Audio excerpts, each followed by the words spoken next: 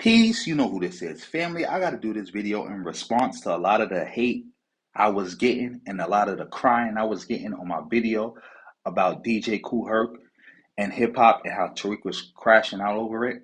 Because I made some claims in that video and I'm going to show and prove all those claims. This is the first of many videos to come.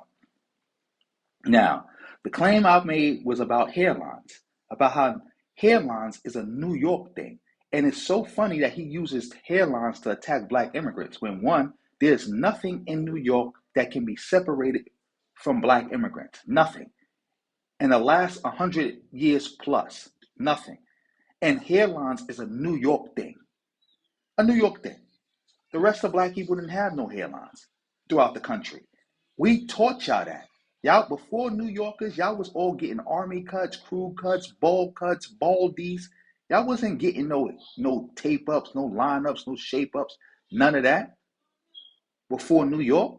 And people was crying about that. Talking about, I don't know what I'm talking about. I'm like, bro, y'all really think I'm an immigrant? I'm not an immigrant. I was born in America. I've been in America my whole life. I've been traveling down south. I traveled in the 80s, the 90s, the early 2000s. Like, I know what I know. I watch TV. I know what I know. And all New Yorkers will agree with what I'm saying. And then that remind me of this tweet I got right here about phone call. But yeah, hairlines didn't matter. Like, for example, if you had a hairline back then, it was only because the barber did a good job following the natural seams of your hair.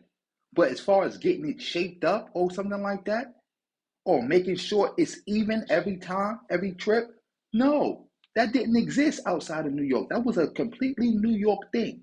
That's why everybody they're going to try to show you, because look at Jordan. Jordan is from Brooklyn, but he moved down south, so he tried to have a little standard with his hairline, but it wasn't working. But everybody, look at this. This is the Black Ranger. This is Will Smith. Let's go back to the Black Ranger. Black Ranger, Power Rangers. One of the most recognizable, littest black men in the 90s, especially for kids. Will Smith, one of the double threats of the 90s. He was an actor and a rapper. Look at that hairline. Martin Lawrence, rocking the straight Vegeta. Also a double threat. He was a stand-up comedian and he was an actor. Bobby Brown, Mr. My Prerogative. He was probably like what Drake is now. That was Bobby Brown back then. What Chris Brown is now, that's what Bobby Brown was back then. Look at this hairline, bro. It didn't matter. If you had a hairline, it was incidental. Nobody was actually, there was no barbers outside of New York making sure your shit was straight. That was a New York thing. Mind you, littest black men.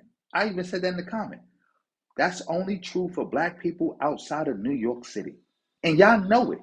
Y'all know if you show me a picture of you having a hairline in 87, 89, 92, that was only because you was outside of New York, especially like outside of the tri-state. That was only because you went to New York and got your hair cut like that, or you just got a fresh cut and the barber did a good job following the seams and he didn't zeke you or nothing like that. But as far as him making sure that lineup was straight, that's not a thing. And the funny part about this, people trying to refute this by showing a bunch of New Yorkers. Look, people are arguing that this ain't true by showing New Yorkers. This is juice. This is New York. Big Daddy Kane. This is New York. We started that. Like, come on, man. Y'all was, like I said, y'all was down there getting army cuts, crew cuts, bowl cuts, baldies. That's how y'all got your hair cut. If y'all hairline was halfway decent, it was incidental. It wasn't done intentionally. And once that hair started growing back, that hairline was finished. That hairline was finished. A fresh cut.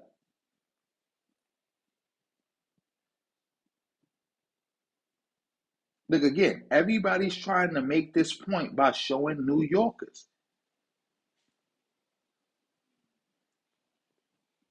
Y'all was fried, bro. Y'all was fried.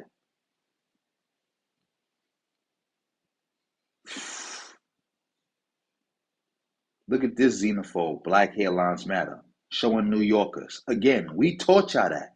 Again, look how he holding the ear to make sure he cut the hair and make sure everything crispy. Y'all was not doing that in the South, boy. Y'all wasn't doing that in the West. Y'all wasn't doing that in the Midwest. Put a bowl on your head and just cut around it.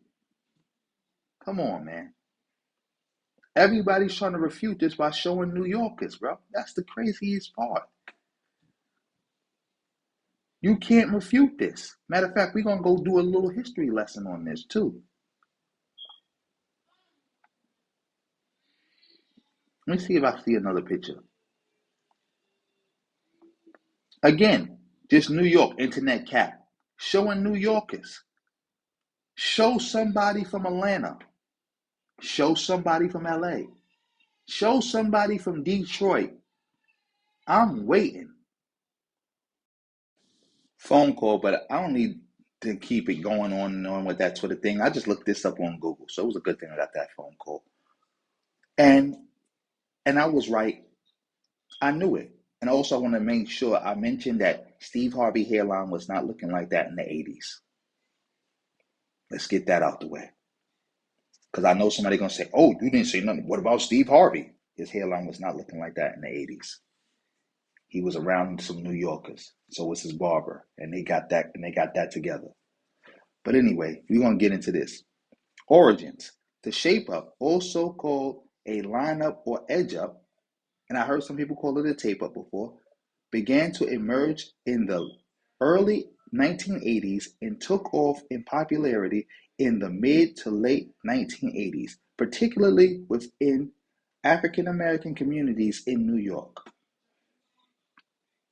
There you go. It's a reason why everybody who tried to refute him was showing pictures of Big Daddy Kane.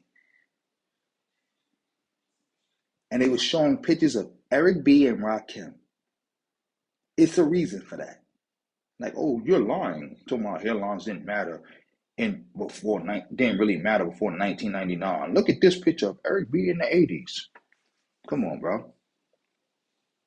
Yeah, we taught y'all that. That's the funny thing also. You could tell who was and who wasn't a New Yorker by how their hairline was looking, especially after their hair started to grow back. After the haircut. 2 weeks after the haircut, you knew who was and who was not a New Yorker by how they was looking. Phone call again, but I'm going to end this video here. I want to just say this. Tariq, I believe that Tariq's obsession with hairlines is projection. Him and the whole FBA, that's projection. Because a lot of these dudes is old. So y'all, I know y'all, and they older than me, way older than me. So I know y'all was around and y'all remember New Yorkers making fun of y'all for y'all hairlines being twisted. Making fun of y'all for how y'all dress. Because you know, one thing about New York was the most beloved black city for like the last 100 years and still is the most beloved black city. But now, like towards the 80s to now, it's become the most hated black city. So it is simultaneously the most loved and most hated. So I believe a lot of this hairline obsession is just pure projection, where Tariq is thinking back of his Alabama days, his Detroit days, his LA days, bumping into New Yorkers, roasting that hairline. Talking about how, because you know Tariq is a cosplayer.